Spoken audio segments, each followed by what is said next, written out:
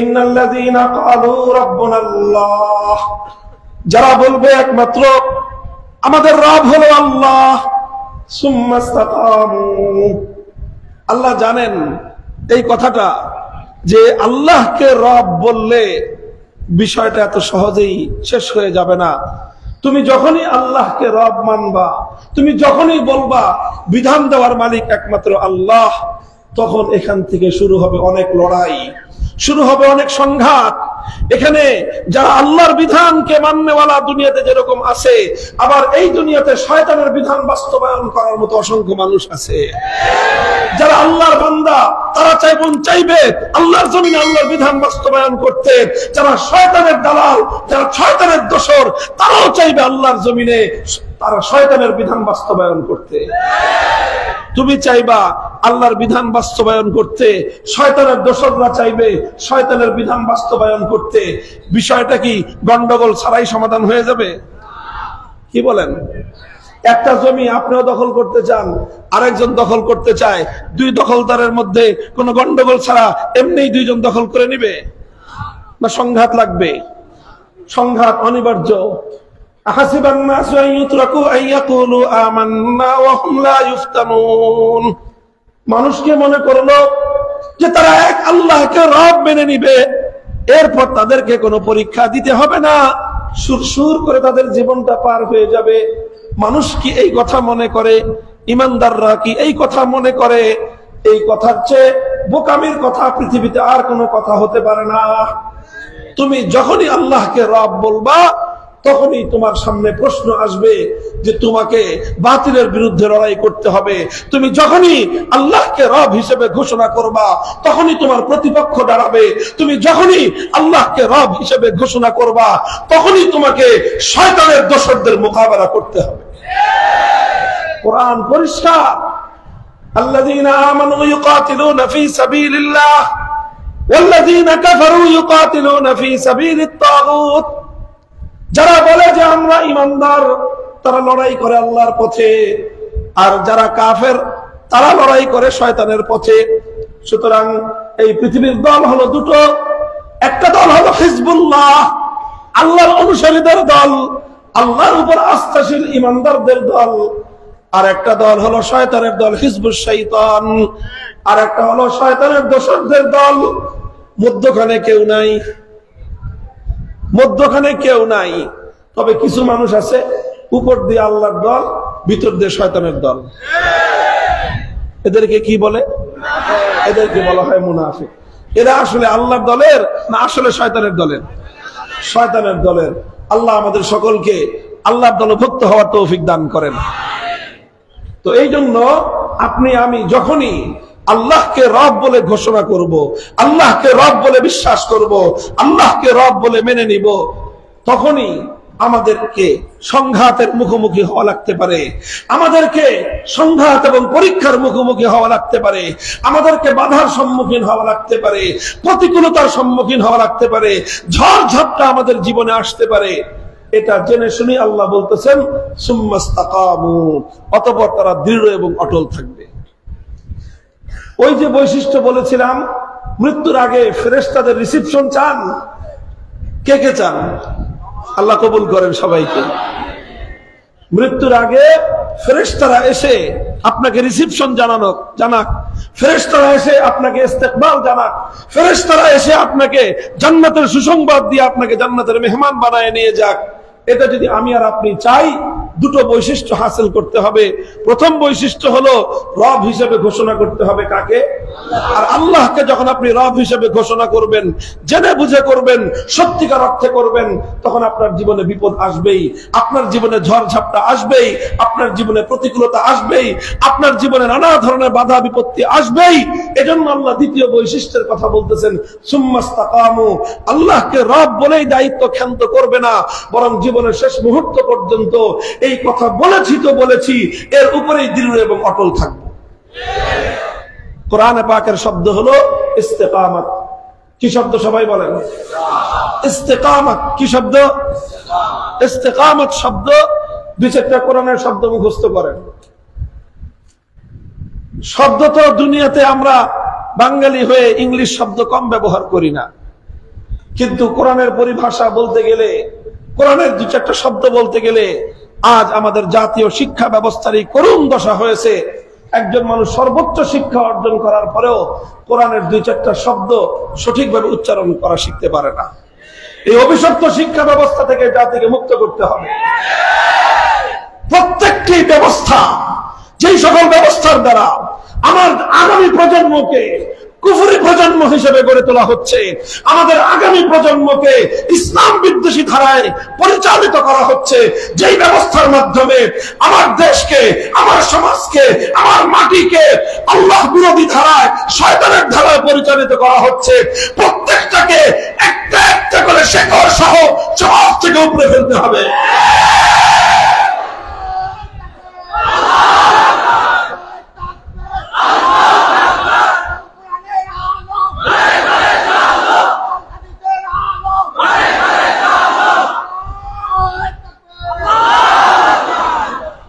আমার আলোচ্য বিষয় হলো এই জায়গাটাতে সুম্মাস্তাকামু, রব বলার পর অটল থাকতে হবে, অবিচল থাকতে হবে, পাহাড়ের মতো অবিচল থাকতে হবে। এটার নামই হলো ইস্তেকামত। হযরতে সুফিয়ানে সাউরি রাহমাতুল্লাহি আলাইহি অনেক বড় উঁচু মর্যাদা সম্পন্ন একজন তাবেঈ, তিনি বলেছেন আল ইস্তিকামাতু ফিদ দুনিয়া কাল মুরুরি আলাস সিরাতি ফিল আখিরাহ।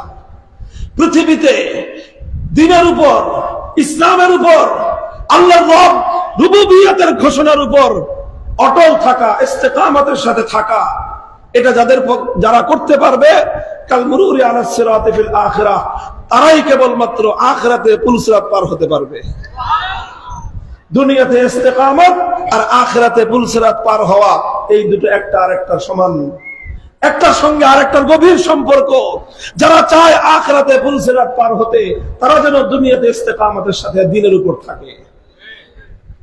সহজ বিষয় নয়, সহজ বিষয় নয়।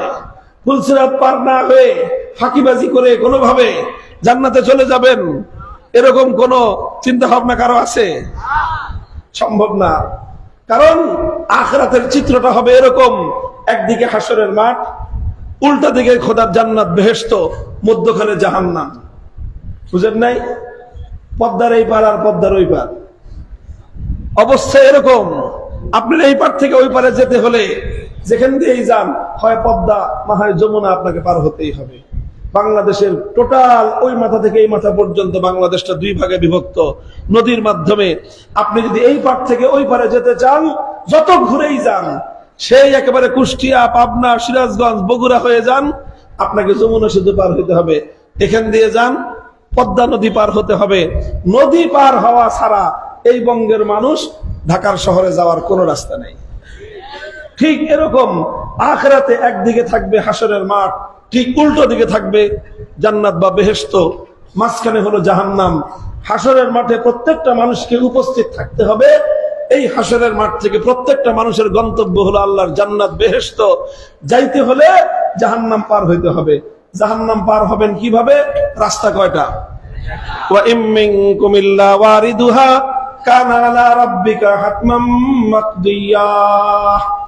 আল্লাহর কোরআনে আল্লাহ পাক রব্বুল আলামিন শপথ করে বলেছেন, দুনিয়ার যত বড় তুমি ক্ষমতাবান হও না কেন, যত বড় আল্লাহর প্রিয় বান্দাই হও না কেন, যত নবী, যত ওলি, যত পীর, যত বুজুর্গ, যত ক্ষমতাবান, যত টাকাওয়ালা, যত নেককার, যত বদকার যেই হও না কেন, ওয়া ইম মিনকুম ইল্লা ওয়ারিদুহা, আল্লাহর জান্নাতে যেতে চাইলে পুলসিরাত পার হওয়া ছাড়া there is no alternative way, বিকল্প কোনো রাস্তা নাই। এখন পুলসিরাত পার হতে চান? হ্যাঁ বলেন। পুলসিরাত পার না হয়ে করবেন কি? হাসরের মাঠে তো চিরস্থায়ী থাকা যাবে না। হাসরের মাঠ যখন ক্লোজ হয়ে যাবে, তখন হয় জান্নাত না হয় জাহান্নাম। যদি জান্নাতে যেতে হয় পুলসিরাত পার হইতে হবে, আর না হলে ফেরেশতারা গলা ধাক্কা দিয়ে সব জাহান্নামে নিয়ে নিক্ষেপ করবে। কাজেই পুলসিরাত যদি পার হতে চান, পুলসিরাত যদি পার হয়ে অপর প্রান্তে বেহেশতের মেহমান হতে চান, তাহলে যারা আখিরাতে পুলসিরাত পার হতে চান, দুনিয়াতে তাদের পদ্ধতি হলো ইস্তেকামতের সাথে থাকতে হবে। কিসের সাথে? ইস্তেকামতের সাথে থাকতে হবে। ইস্তেকামত মানে কি? যেরকম কচু পাতার উপর পানি দেখছেন আপনারা, হ্যাঁ, কচু পাতার পানি থাকে না, বৃষ্টি পড়লে অথবা শিশির জমলে সেই শিশির গুলো কচু পাতার উপরে পড়লে কচু পাতার ডগার ঠিক মাঝখানে সেই পানিগুলো খুব সুন্দর দেখা যায়, চমৎকার দেখা যায়, একেবারে মুক্তার মতো টলটল করতে থাকে।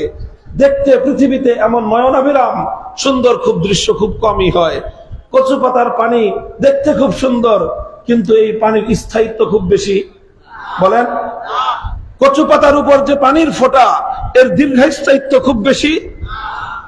এর দীর্ঘায়িত্ব কতটুকু? দীর্ঘায়িত্ব সামান্য। দীর্ঘস্থায়িত্ব কতটুকু? বেশি না, সামান্য একটু বাতাসের ঝাপটা আসলেই, সামান্য একটু নাড়া লাগলেই, একজন মানুষ পথ চলতে গিয়ে হাতে বা তার পায়ে যদি একটু আঘাত লাগে, কচু পাতার পানির উপর, পানির কচু পাতার উপর রাখা পানি, নয়নাভিরাম এই দৃশ্য, এই পানি আর পানি থাকে না, এই পানি আর কচু পাতার উপরে থাকে না, মুহূর্তের মধ্যে সেটা পতিত হয়ে যায়।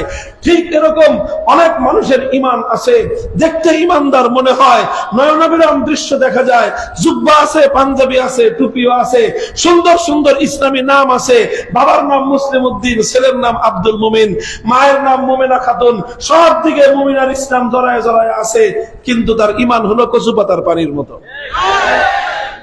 এই কচু পাতার পানির উপর ঈমান দিয়ে হবে না, আপনার ঈমান হতে হবে পাহাড়ের মতো অটল আর দৃঢ়। পাহাড়ের মতো অটল আর দৃঢ় হতে হবে ঈমান। আপনি বলেছেন আল্লাহ আমার রব, বলছি তো বলছি, জীবন থাকলেও আল্লাহ আমার রব, জীবন গেলেও বিধান চলবে আমার আল্লাহ। আল্লাহ আমার রব, যারা এভাবে আল্লাহকে রব মানতে পারে তাদের জন্য খোদার জন্য।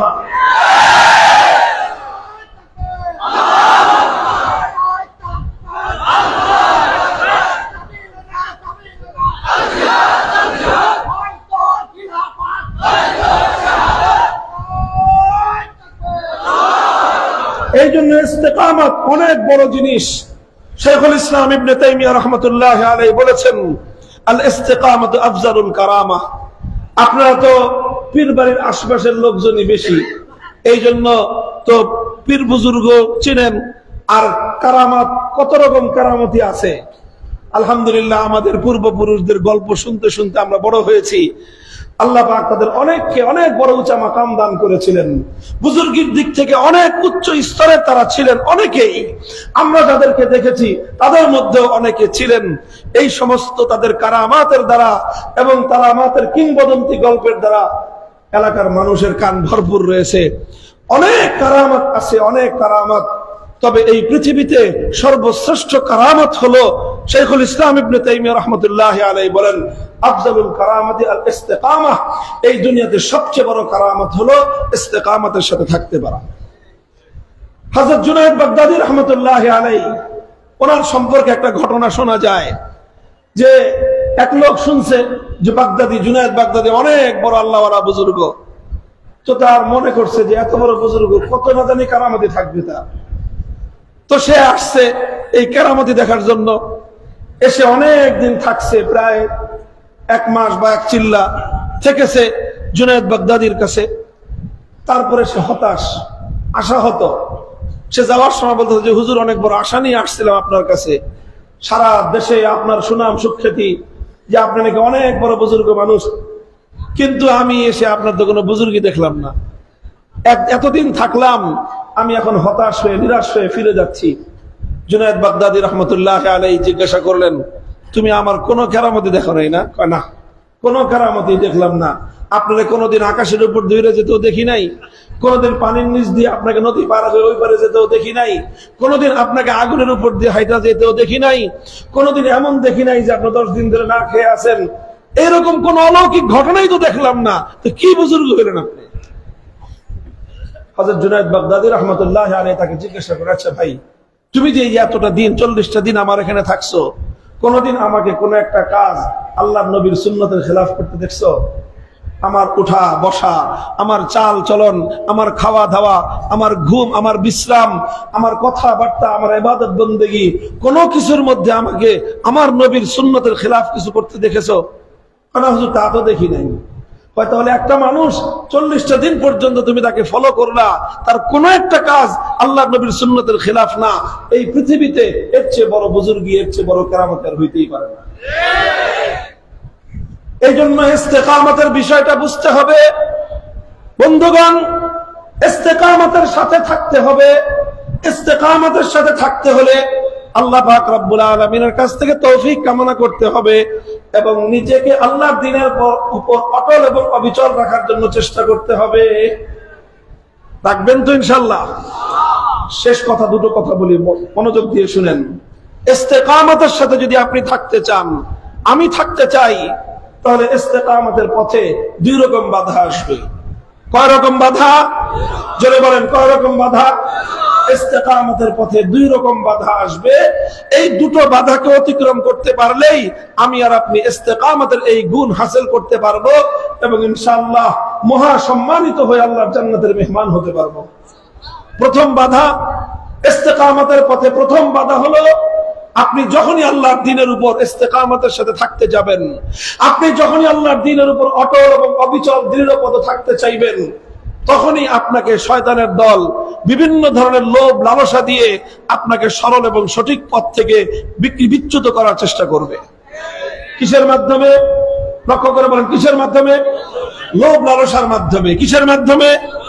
লোভ লালসার মাধ্যমে, দুনিয়ার স্বার্থের মাধ্যমে আপনার ঈমান কেনার চেষ্টা করবে। শয়তান এবং তার দোসররা ঈমানদারদের ঈমান পরীক্ষা করে প্রথমে লোভ দিয়ে, শয়তান এবং তার দোসররা ঈমানদারদের ঈমানকে খরিদ করে প্রথমে লোভ আর স্বার্থ দিয়ে, শয়তান এবং তার চালাচামুন্ডারা ঈমানদারদের ঈমানকে ধ্বংস করার চেষ্টা করে প্রথমে লোভ লালসা আর দুনিয়ার স্বার্থ দিয়ে। কখনো আপনাকে টাকার অফার করবে, এই পথ থেকে সরে আসো, এই পথে গেলে অনেক ঝামেলা, দুনিয়াতে না খেয়ে থাকতে হবে, আসো আমার পথে, অনেক টাকা পাবা। বহু মানুষ এই টাকার কাছে ঈমানকে বিক্রি করে দেয়।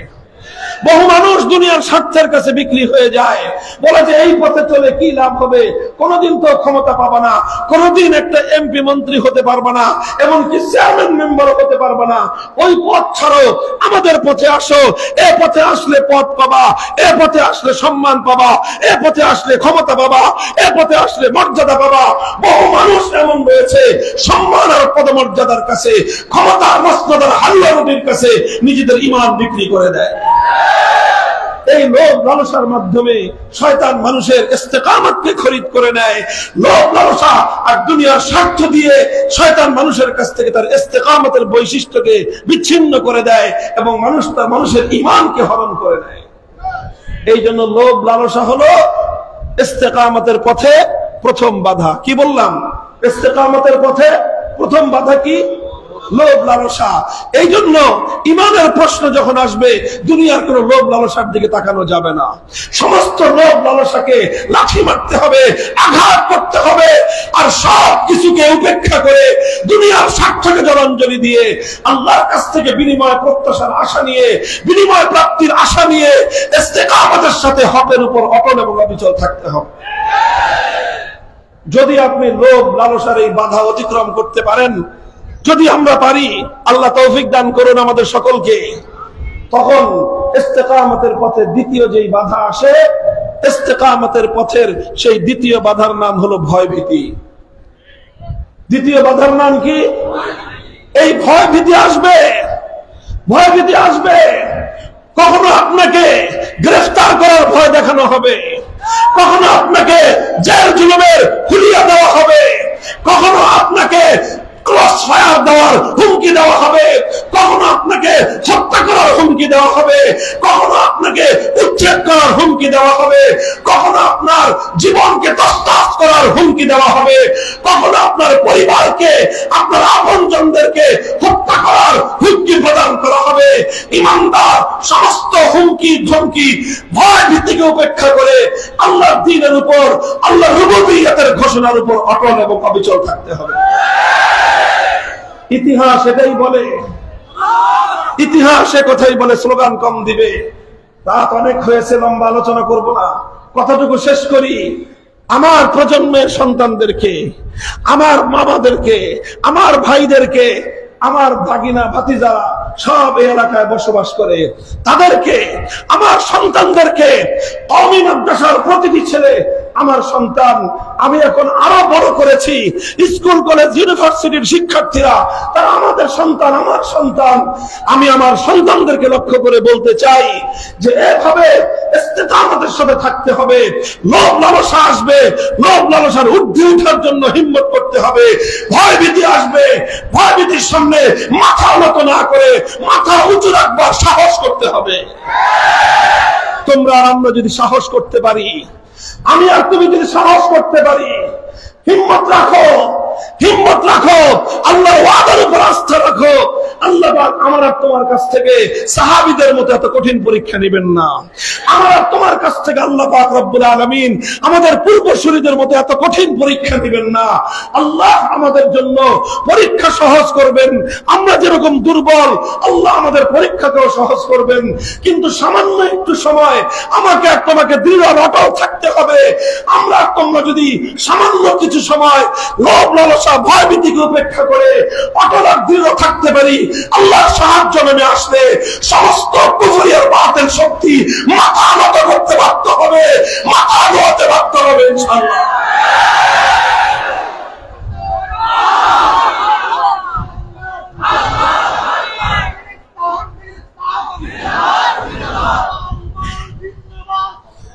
ভাই একটা কথা লক্ষ্য করে বুঝেন, আজ আমাকে আপনারা, শুধু আপনারা না, সারা বাংলাদেশে যেখানেই যাই মানুষের উচ্ছ্বসিত অভিনন্দন, মানুষের উচ্ছ্বাস, মানুষের আবেগ, বাঘ ভাঙ্গা জোয়ারের মতো মানুষ নামতেছে।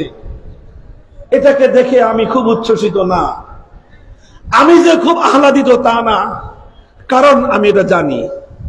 কেন এটা তাও জানি, এবং শেষে কি হবে সেটাও আমি জানি। ওয়াতিলকাল আইয়ামু নুদাবিলুহা বাইনান নাস, আল্লাহ পাকের বিধান হলো এই পৃথিবীতে কারোর সারা দিন সারা বছর পৌষ মাস যায় না। বুঝেন নাই? আপনারা খালি মনে করতেছেন যে এই যে মামুনুল হক সাহেবের পৌষ মাস শুরু হয়েছে, এই পৌষ মাস আর কোনোদিন শেষ হবে না। না, শেখ হাসিনাদের পৌষ মাস গেছে, তখন আমাদের সর্বনাশ হয়েছে। এখন আবার আমাদের পৌষ মাস চলতেছে। এই কথা ভুলেও কেউ ধারণা করবেন না যে এই পৌষ মাস যে শুরু হয়েছে কিয়ামত পর্যন্ত মানে আর এই পৌষ মাস শেষ হবে না। না, এটা আল্লাহর নীতি নয়, এটা আল্লাহর নীতি নয়। এই যে পৌষ মাস শুরু হয়েছে, হয়তো আবার এই পৌষ মাসের সমাপ্তি হবে, আবার আমাদের প্রতিকূলতার সময় আসবে, আবার আমাদেরকে জিন্দানখানায় ভরা হবে, আবার আমাদের উপর জুলুমের দাস্তান রচিত হবে, আবার হয়তো আমাদের বিরুদ্ধে ষড়যন্ত্র শুরু হবে, আবার হয়তো আমাদেরকে ফাঁসির মঞ্চে হাজির হতে হবে। মনে রাখবেন, ভালো সময়ে যেভাবে আল্লাহ দিনের কথা বলছি, ঠিক তদ্রুপ প্রতিকূলতার সময়ও ফাঁসির মঞ্চে হাসি মুখে আল্লাহ পাকের কথা বলে যাব। এটার নামই হলো ইস্তেকামত।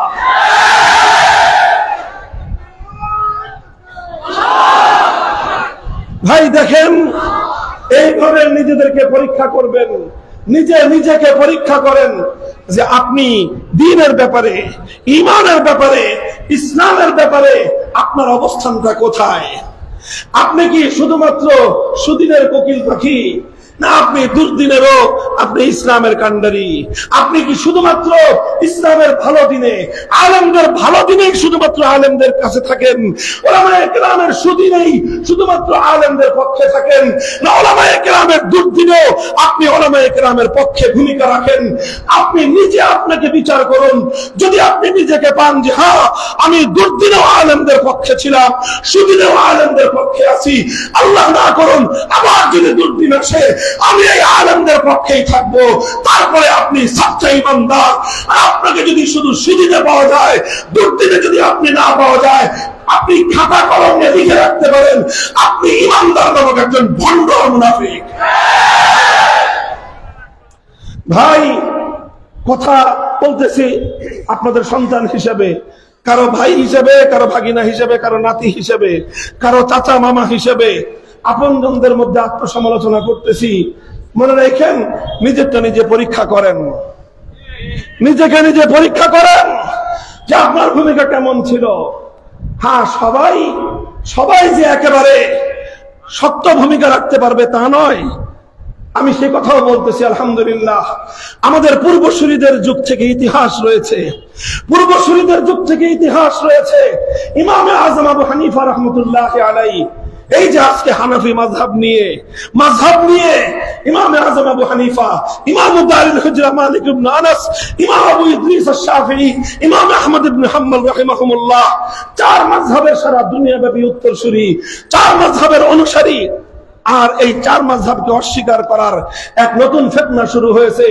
আমরা শুধুমাত্র মাযহাবকে অস্বীকার করার, ইনকারে তাকলিদের এই ফিতনার মোকাবেলা করি, কিন্তু চার মাযহাবের ইমামদের সত্যিকার আদর্শকে আমরা কতটুকু অনুসরণ করি সে বিষয়টা আমরা খুঁজে দেখি না। আপনি খুঁজেন চার মাযহাবের ইমামদের ইতিহাস, ইমামে আজম আবু হানিফা রাহমাতুল্লাহ আলাইহির ইতিহাস কি ছিল। ইমামে আজম আবু হানিফা রাহমাতুল্লাহ আলাইহিকে তার যুগের যে শাসক ছিল, সেই শাসক ছিল জালেম, অত্যাচারী শাসক। জনগণ তার বিরুদ্ধে ক্ষিপ্ত হতে শুরু করলো। এই ধূর্ত শাসক চিন্তা করলো, জনগণকে যদি এখন নিবৃত্ত করতে হয়, পক্ষে রাখতে হয়, তাহলে এক বড় হুজুর আছে, ওই বড় হুজুরকে আমার পাশের চেয়ারে বসাইতে হবে। তাহলে বড় হুজুর যদি আমার দলে যোগ দেয়, জনগণ সব আমার পক্ষে থাকবে। এখন সেই বাদশা খুঁজে পেল যে বড় হুজুরকে বর্তমান যুগের, দেখলো সবচেয়ে বড় হুজুর নোমান ইবনে সাবিত আবু হানিফা। তখন সেই জালেম অত্যাচারী শাসক ইমাম আবু হানিফাকে বলল যে হুজুর, আপনার জন্য বড় পদ, এই রাষ্ট্রের খলিফার পরে, আমিরুল মুমিনিনের পরে সবচেয়ে বড় পদ যেটা কাজিল কুজাত, প্রধান বিচারপতি, চিফ জাস্টিস, সেই পদ আমি আপনাকে দিচ্ছি, আপনি জনগণের সেবা করেন। ইমাম আবু হানিফা রাহমাতুল্লাহি আলাইহি এত বোকা মানুষ ছিলেন না। তিনি বুঝতে পারছেন যে জালেম এখন আসলে আমাকে বিচারপতি বানাতে চায় না, সে চায় আমাকে তার পাশের চেয়ারে বসায়, আমাকে দিয়ে তার নিজের অন্যায় অত্যাচারকে বৈধ করতে। এখন তুমি নিজে জনগণের চাপে আমাকে দিয়ে তোমার অন্যায় কাজ হালাল করবা। ইমাম আবু হানিফা বললেন যে না, কোন জালেম শাসকের আন্ডারে আবু হানিফা চাকরি করবে না, প্রত্যাখ্যান করলেন। গোটা দেশের মানুষ জানলো যে যুগের ইমামে আজম সময়ের শাসকের প্রস্তাব এবং তার অফার প্রত্যাখ্যান করেছেন। এতে জালেম শাসকের আরো বেশি অপমান হলো, আরো ক্ষিপ্ত হয়ে উঠলো। ক্ষিপ্ত হয়ে উঠে কি করবে? জালিমরা যেটা করে প্রথমে অফার দেয়, প্রস্তাব দেয়। যখন উলামায়ে কেরাম সেই প্রস্তাব প্রত্যাখ্যান করেন, তখন জালিম আঙ্গুল সোজা বাঁকা করে। তখন জালেমরা তখন আলেমদেরকে কারাগারে বন্দী করে। যুগের শাসক ইমাম আবু হানিফা রাহমাতুল্লাহি আলাইহিকে কারাগারে বন্দী করলো। কারাগারে বন্দী করে চেষ্টা করলো যে নমনীয় করা যায় কিনা, তাকে এই প্রস্তাবে সম্মত করা যায় কিনা যে তাকে জালেম শাসকের অধীনে প্রধান বিচারপতির পদ নিতে হবে। ইমাম আবু হানিফা বললেন জীবন যেতে পারে, আবু হানিফা কোনদিন কোন জালেমকে সমর্থন করবে না। শেষ পর্যন্ত দেখলো যে এই লোককে তো মারানো যায় না, আর এই লোককে যদি কোনোদিন আমি এই কারাগার থেকে মুক্ত করে দেই, তাহলে এটা আমার ক্ষমতার মস্তককে উল্টায় দিতে পারে। এই জন্য শেষ পর্যন্ত কারাবন্দী অবস্থায় ষড়যন্ত্র করলো ইমাম আবু হানিফার বিরুদ্ধে, এবং নির্ভরযোগ্য মতে সেই কারারুদ্ধ অবস্থায় ওনার খাদ্যের মধ্যে বিষ প্রয়োগ করে ইমাম আবু হানিফা রাহমাতুল্লাহ আলাইহিকে শহীদ করা হয়েছে। তিনি কারাগারে অন্তরীণ থাকা অবস্থায় শাহাদাতের মৃত্যুকে বরণ করে নিয়েছেন, কিন্তু ইস্তেকামতের পথ থেকে এক চুল পরিমাণ সরে যান না। আসেন ইমামে মালিক রাহমাতুল্লাহ আলাইহির দিকে। ইমামে মালিককে সময়ের শাসক বলেছিল, হুজুর মাসলা যেটা আছে, আপনি যেই মাসলা যেইভাবে দেন ওইভাবে দিয়েন না, একটু ঘুরায় পেছে এমন ভাবে দেন যেন আমার মতটা রক্ষা পায়। ইমামে মালিক রাহমাতুল্লাহ আলাইহি বললেন যে আল্লাহর পক্ষ থেকে, আমি আল্লাহর পক্ষ থেকে, আল্লাহর কোরআন এবং নবীর সুন্নাহর পক্ষ থেকে আমি যখন ফয়সালা দিব, তখন সেটা যুগের বাদশার মনোভূত হলো কি হলো না, ওই কথা চিন্তা করার সময় আমার থাকবে না। কোরআন যেটা বলে মালিকের কলম দিয়ে সেটাই বের হবে, নবীর সুন্নাহ যেটা বলে মালিক ইবনে আনাসের কলম দিয়ে সেটাই উচ্চারিত হবে। তিনি ফতোয়া দিয়ে দিলেন। সময়ের শাসক অপমানিত বোধ করলো। সময়ের শাসক নিজেকে মনে করলো যে সে আমাকে ইনসাল্ট করেছে, আমাকে অপমান করেছে, আমি প্রতিশোধ গ্রহণ করব। ইমামে মালিক থেকে সময়ের শাসক প্রতিশোধ গ্রহণ করলো। কিভাবে? ইমামে মালিককে জাতির সামনে লাঞ্ছিত করবার ব্যবস্থা করলো। আমাদের দেশে একজন মানুষকে লাঞ্ছিত করার সহজ উপায় হলো বেশি কিছু না, মালা ধরা লাগবে না, বাজারে নিয়ে জুতার মালা গলায় দিয়ে একটা ঘুরান দেন। বলেন মান সম্মান থাকে? আর একটা লোককে, সম্মানিত একটা লোককে যদি বাজারে নিয়ে জুতার মালা গলায় দিয়ে বাজারের মধ্যে ঘুরানো হয়, একটা মাদ্রাসার মুহতামিম সাহেবকে, একজন মসজিদের ইমামকে, অথবা একজন সম্মানিত মানুষকে যদি বাজারে নিয়ে একটা ঘুরানি দেওয়া হয়, এই লোকটার মান সম্মান বলতে আর কিছু থাকে? এইরকম কঠোর এবং এইরকম অপমানকর ঘৃণ্য পথ ইমাম মালিকের বিরুদ্ধে সময়ের শাসক অবলম্বন করেছিল। সেই যুগে মানুষকে অপমান করার পদ্ধতি জুতার মালা দেওয়া ছিল না। সেই যুগে মানুষকে অপমান করার পদ্ধতি ছিল যে একটা মানুষকে ঘোড়ার পিঠে নয়, হাতির পিঠে নয়, এমনকি ছোট ঘোড়া খচ্চরের পিঠেও নয়, একটা গাধার পিঠে আরোহণ করা হবে। গাধার পিঠে, যেই গাধার পিঠে সাধারণত মাল বহন করা হয়, যেই গাধার পিঠে সাধারণত বোঝা বহন করানো হয়, সেই গাধার পিঠে মানুষকে বহন করানো হবে। এমন ভাবে গাধার মুখ থাকবে একদিকে, সেই আরোহীর মুখ থাকবে উল্টা দিকে। এইভাবে গাধার পিঠে উল্টা দিকে মুখ করায় বাজারে ঘুরাইলে মানুষ বুঝবে যে তাকে জুতার মালা গলায় দিয়ে বাজার ঘুরানো হলো। ইমামে মালিকের সঙ্গে এই আচরণ করা হয়েছে। এই আচরণ করা হয়েছে আজকের পরিভাষায় যদি আমি বলি, সেই বাজারের মধ্যে মুসলিম সমাজের মধ্যে ওনার গলায় জুতার মালা দিয়ে ঘুরানো হয়েছিল। কেন? যে ইমামে মালিকের ফতোয়া সময়ের শাসকের পছন্দ হয় নাই, ভালো লাগে নাই।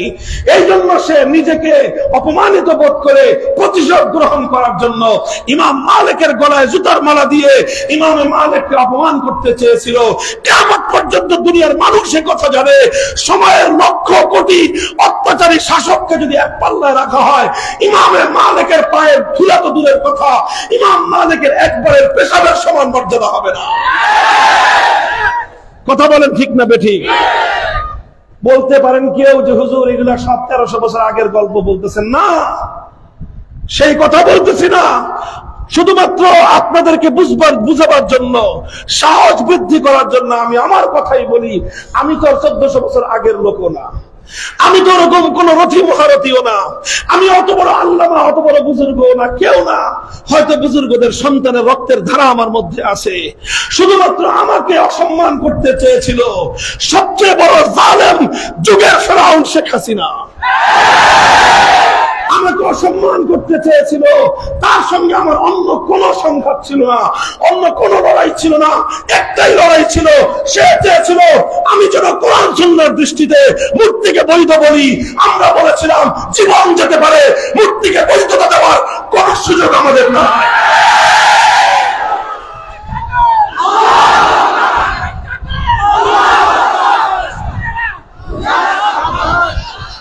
মুহতারাম হাজিরিন, শেখ হাসিনা বিগত স্বৈরাচারী সরকার, দেখেন আমি ওয়াজের মঞ্চে সাধারণত রাজনৈতিক কথা বলি, তবে কাউকে আঘাত করে বলি না, আমাদের দাবির কথাগুলো বলি, ইসলাম বিরোধী নীতি, ইসলাম বিরোধী আইনের বিরুদ্ধে কথা বলি। এই কথাটা সুনির্দিষ্ট ভাবে বলছি কারণ এটার সঙ্গে ইসলামের সম্পর্ক, এটার সঙ্গে ইসলামী আকীদার সম্পর্ক, এটার সঙ্গে ইসলামী বিশ্বাসের সম্পর্ক, এটার সঙ্গে আলেম ওলামাদের সম্মানের সম্পর্ক, এটার সঙ্গে আগামী দিনে ইসলামপন্থীদের কর্মপালা, ইসলামপন্থীদের কর্মনীতির সম্পর্ক। সে আমাকে অপমান করার জন্য এমন কোন পন্থা নাই যেটা সে অবলম্বন করে নাই। গোটা রাষ্ট্র শক্তিকে আমি ব্যক্তির বিরুদ্ধে সে লেলিয়ে দিয়েছিল, গোটা পুলিশ প্রশাসনকে আমার বিরুদ্ধে লেলিয়ে দিয়েছিল। শুধুমাত্র আমার বিরুদ্ধাচরণ করার কারণে পুলিশের বড় বড় কয়েকজন কর্মকর্তা 2021 সালে পুলিশের পদক পেয়েছে। পত্রপত্রিকা খুলেন, শুধুমাত্র আমাকে গ্রেফতার করার কারণে ডিবির হারুন প্রমোশন পেয়েছে। শুধুমাত্র আমার কাছ থেকে আমাদের জামিয়া রহমানিয়া আরবিয়া কেড়ে নেওয়ার কারণে পুলিশের ডিআইজি একজন সে বছরের সেরা পুলিশের পদক পেয়েছে। শুধুমাত্র আমাকে রিমান্ডে নিয়ে নির্যাতন করবার কারণে একজন এডিসির প্রমোশন হয়েছে, শুধু নয় সে পুলিশের পদক পেয়েছে। শুধু পুলিশ প্রশাসন না, শুধু পুলিশ প্রশাসন না, যতগুলো গোয়েন্দা সংস্থা বাংলাদেশে আছে সবগুলো গোয়েন্দা সংস্থার শীর্ষস্থানীয় কর্মকর্তারা আমার বিরুদ্ধে সরাসরি তারা ভূমিকা পালন করেছে। আর যে যত বড় ভূমিকা পালন করেছে, স্বৈরাচারিণীর কাছে সে তত বেশি মূল্যায়ন এবং মর্যাদা পেয়েছে। 3 বছর আমাকে গায়ে আঘাত করে নাই, আমাকে শরীরে আঘাত করে নাই, আমাকে ইমাম মালিক রাহমাতুল্লাহ আলাইহির মতো জুতার গলা মালায় দিয়ে অপমান করতে চেয়েছিল। আল্লাহ পাক রব্বুল আলামিনের কাছে শুধুমাত্র এই দরখাস্ত করেছিলাম যে আল্লাহ, আজকে যদি আমার মাথা নত হয়ে যায়, আমি একজন মামুনুল হক, আমি লাঞ্ছিত হলে কিছুই হবে না, কিন্তু আমার দিকে তাকিয়ে আছে এ জাতির লক্ষ কোটি ইমানদার মানুষেরা। বাংলাদেশের প্রতিটি ঘরে ঘরে মায়েরা, বোনেরা, আমার মেয়েরা রোজা রেখে আমার জন্য দোয়া করেছেন। আপনারা খবর নিয়ে দেখবেন, শুধু আপনাদের গ্রামের কতজন মা, কতজন নানি, কতজন খালা আমার জন্য রোজা রেখেছে, কোরআন খতম করেছে, উমরা করেছে, আল্লাহর ঘরের তওয়াফ করেছে, বাইতুল্লাহর গিলাফ ধরে কান্না করে চোখের অশ্রুতে বুক ভাসিয়েছে, লক্ষ কোটি টাকা সাদাকা করে শুধুমাত্র আমার মুক্তি চেয়ে, আমার নিরাপত্তা চেয়ে আল্লাহর কাছে দরখাস্ত করেছে। এই নানুপুর ছিলেন, এখন যে নানুপুরের পীর সাহেব হুজুর হাসান সালাউদ্দিন সাহেব, ওনার আম্মা, এই পীর সাহেবের বয়স 70 বছরের উপরে হবে। ওনার মায়ের বয়স কত বলেন? 100 বছরের কাছাকাছি, মারা গেছেন 10 বছর খানিক আগে মনে হয়। আমি ওনাকে পাই নাই। ওই দিন ওনার নানুপুরে হযরত সালাউদ্দিন সাহেবের ছোট ভাই হেলাল সাহেবের সঙ্গে কথা, হাটহাজারী মাদ্রাসায় বাবুনগরী হুজুর সহ, মুহিবুল্লাহ বাবুনগরী হুজুর সহ হেফাজতের বৈঠকে উনি বললেন, হেলাল উদ্দিন সাহেব, যে আমার আম্মা আমাদের কোন ভাইয়ের জন্য এই পরিমাণ দোয়া করে নাই, আপনার জন্য যে পরিমাণ দোয়া করেছে। এটা শুধুমাত্র আমি ঘটনার উদ্ধৃতি শোনালাম, একজন শতবর্ষী নারীর ঘটনা।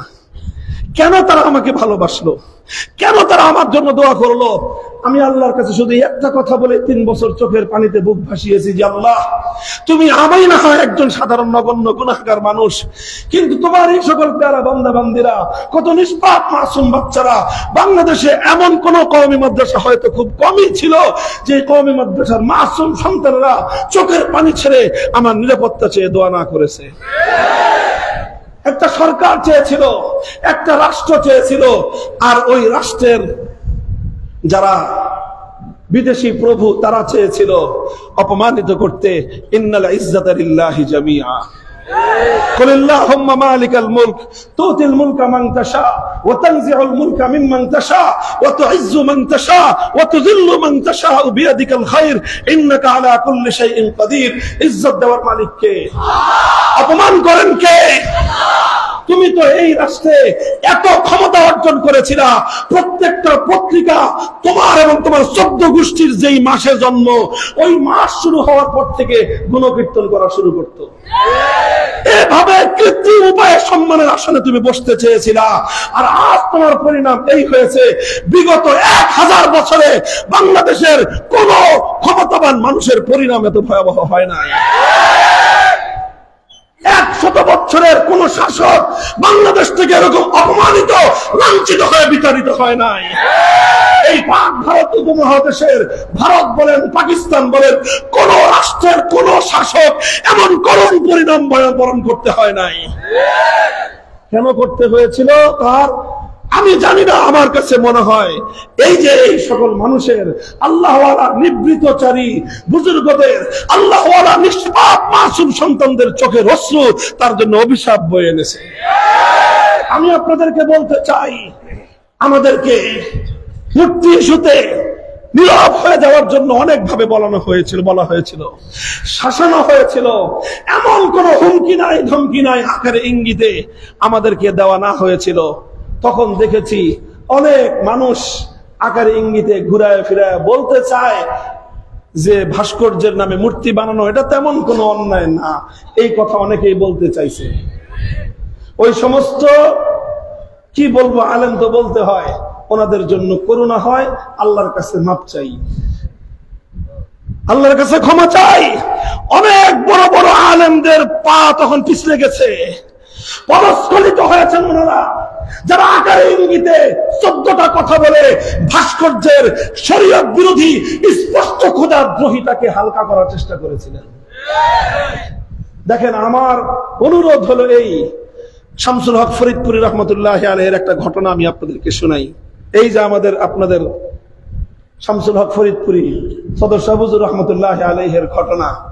হযরত সদর শাহ হুজুর রহমতুল্লাহ আলাইহি জীবনের পরন্ত সময়ে, উনি তখন পাকিস্তান আমলে, হযরতের ইন্তেকাল তো 1965 না 63 সালে, 69 সালে, স্বাধীনতার আগেই।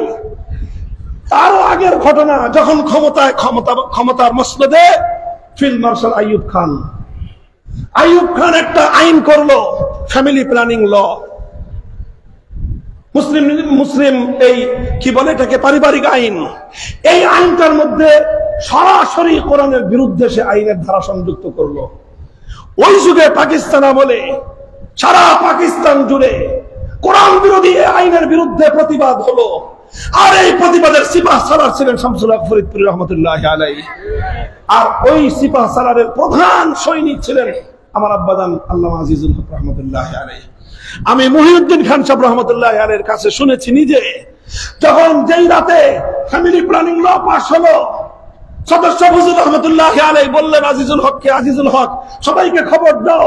মাওলানা মহিউদ্দিন খান রহমতুল্লাহ আলাইহি তখন ঢাকা আলিয়ায় পড়েন। ঢাকা আলিয়ার ছাত্ররা, লালবাগ মাদ্রাসার ছাত্ররা, এইভাবে ছাত্ররা জড়ো হলেন। হুজুর লিফলেট ছাপাইলেন, গোটা বাংলাদেশে এক রাতে এই কোরআন বিরোধী আইনের বিরুদ্ধে জনসচেতনতা গড়ে তুলতে হবে, প্রতিবাদ করতে হবে। সবকিছু করা হলো। আইয়ুব খান ক্ষিপ্ত হলেন। আইয়ুব খান ক্ষিপ্ত হয়ে, আইয়ুব খানের যে গভর্নর ছিল মোনায়েম খান, সে আলেম ওলামাদেরকে ডাকলো। এমনকি একটা পর্যায়ে আইয়ুব খান নিজে এই পূর্ব পাকিস্তান বাংলাদেশে আসলো। এসে আইয়ুব খান আলেম ওলামাদেরকে ডাকলেন, আলেমদের সঙ্গে বসে ম্যানেজ করবেন তাদেরকে। তো আলেম ওলামারা সর্বশেষ দাওয়াতি উপায় হিসাবে শাসকদের কাছে যান সত্য কথাটা বলার জন্য। অনেক আলেম ওলামা গেছেন। আইয়ুব খানের প্রধান টার্গেট ছিল সদর শাহ হুজুর রহমতুল্লাহ আলাইহি, যে কোনো ভাবে ওনাকে আনতে হবে। সদর শাহ হুজুরও গেছেন, সদর সাহেব হুজুর গেছেন আইয়ুব খানের সাথে কথা বলার জন্য, গভর্নর হাউসে গিয়েছেন। কিন্তু হুজুর আগে থেকে ঠিক করে রাখছেন, এমন ভাব নিয়ে থাকবো যেন জালেম কোরআন বিরোধী আইন রচনাকারী সে যেন আমাদের মুখ দেখে বুঝতে পারে আমাদের অন্তরের মধ্যে কি ঝড় বইছে। হুজুর তার সঙ্গে গোমরা মুখে রাগত স্বরে তার কাছে গেছেন। ওখানে গিয়ে হুজুর দেখেন যে একজন ওই সময়কার অনেক বড় প্রসিদ্ধ একজন মানুষ, আলেম, একজন বুজুর্গের বুজুর্গি নিয়ে কোনো মতবিরোধ নাই।